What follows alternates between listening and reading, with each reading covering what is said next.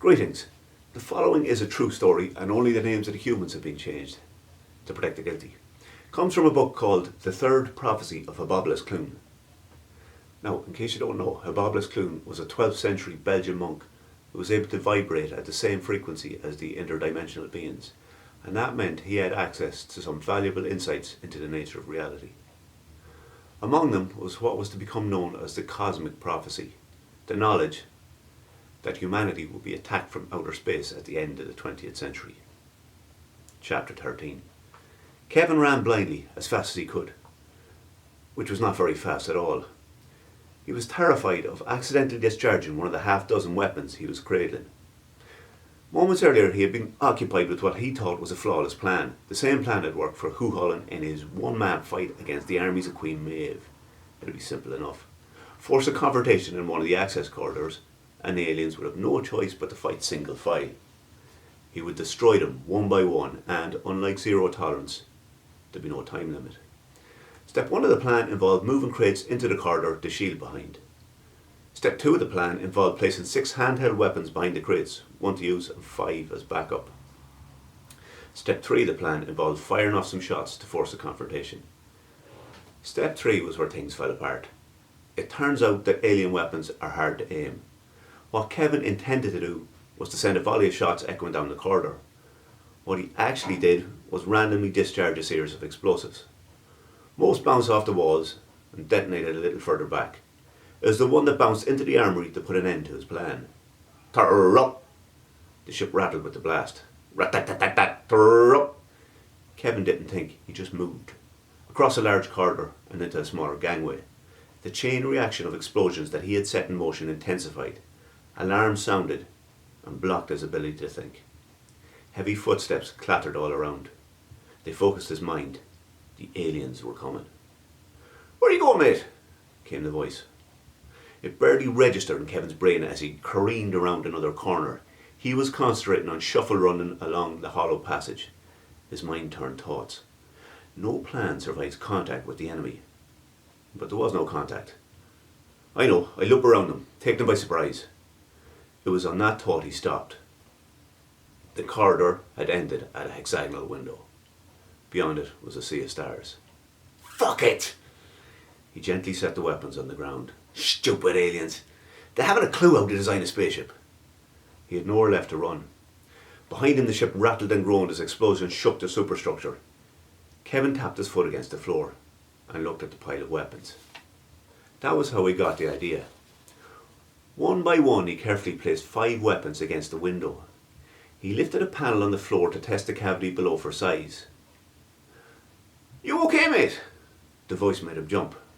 "Fucking hell, Billy, never sneak up on someone armed with alien weapons." "I didn't sneak up. What are you doing?" "I'm building a bomb." Billy the Ram gestured back along the corridor. "Are you sure there's not enough explosions already?" "Very sure. When I fire at these weapons, they're going to blow out that window and suck the creatures into space." "Yeah, we're all on the one ship together, yeah? Where's the rest of your mates?"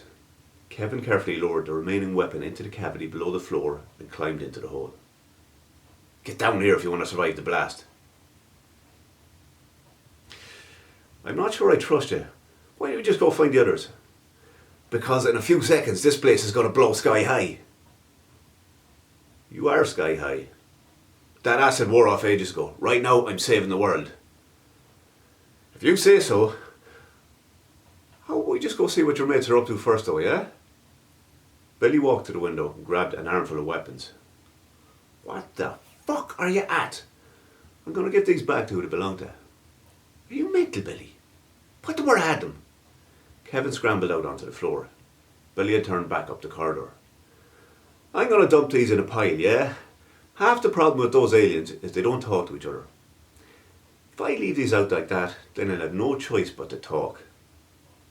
"What are you on about, Billy?" "The aliens won't know whose is whose, so they'll have to chat, yeah?" "What's that going to do?" "Chill them out." "Put those fucking things back before you get yourself vaporised." Billy continued along the corridor, swinging the weapons as he walked. All around him alarms sounded. Kevin raised his weapon and pointed it. "I can't let you kill yourself, Billy." Bring back the weapons or I'm going to fire. That doesn't make any sense, mate. You're freaking out. Take a look out that window. You know what they say about stars? Kevin turned to look, momentarily distracted. What's that? He swung back from the view, but Billy was gone. Kevin glanced back at the window again. There was only one weapon leaning against it. Can a single exploding alien rifle generate enough of a blast to blow out a hexagonal porthole in a starship? The question danced inside Kevin's head. He looked at the window. He looked back towards the ship. He looked at the weapon he was holding. He looked at the window again. The answer was just not obvious. The more he thought about it, the more he realised that there was only one person who could let him know for sure. He also knew for certain that there was no way in hell he would ever ask that smug bastard for advice. Not even if the arrogant prick walked up right now carrying a barometer and a Hayes manual for starships. It would never happen. McLaughlin's probably sitting in the van clapping himself in the back for clearing zero tolerance and telling anyone who listens how deadly he is, the float. Nobody cares about that. I'm saving the world on board an actual starship with actual alien weapons, and I'm not even making a big deal about it. Turrup! Another explosion rocked the ship and brought Kevin's thoughts back up to outer space. The clattering footsteps were louder now. He could hear alien voices in between them. They were making the same boulder being dragged ashore sound he'd heard earlier. It was like surf bursting over an unseen reef. He climbed back into the cavity below the floor and slid the panel over him, until only his eyes and the muzzle of the weapon were left exposed. He steadied himself. It's just me, an alien rifle, a bunch of cables, oblivion, and a floor panel now. The footsteps got really close and stopped. The voices that came with them were lower now, more like pebbles than boulders. Those fuckers! They spotted the weapon. Then they went silent. Typical. I bet if Jerry McLaughlin was about to explode an alien weapon out of a hexagonal portal, those creatures would just stroll on by. Kevin took aim at the weapon next to the window. It's always up to me to do things the hard way. He knew the creatures were close. Kevin cursed Billy and thanked physics. He cursed Billy for walking away with the best chance of causing an explosion. He thanked physics for making it very difficult for a squad of heavily armed extraterrestrials to sneak along a hollow gangway unnoticed. Then he squeezed the trigger. Trap! The shot missed completely. It bounced off a wall and landed close back to where it came from. Kevin dropped the panel and flattened himself as best he could. The round detonated, and the window was left intact. Now, what happened next was a rare moment of Zerdonian incompetence.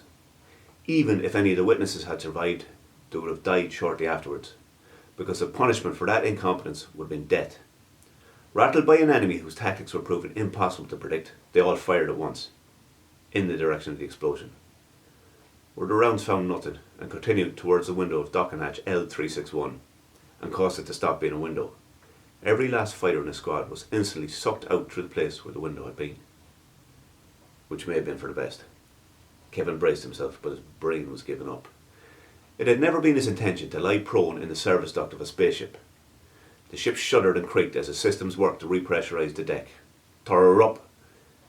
The alien ammunition continued detonating, but the alarm stopped. And that was when it hit him. It was unmistakable, wafting its way along the duct.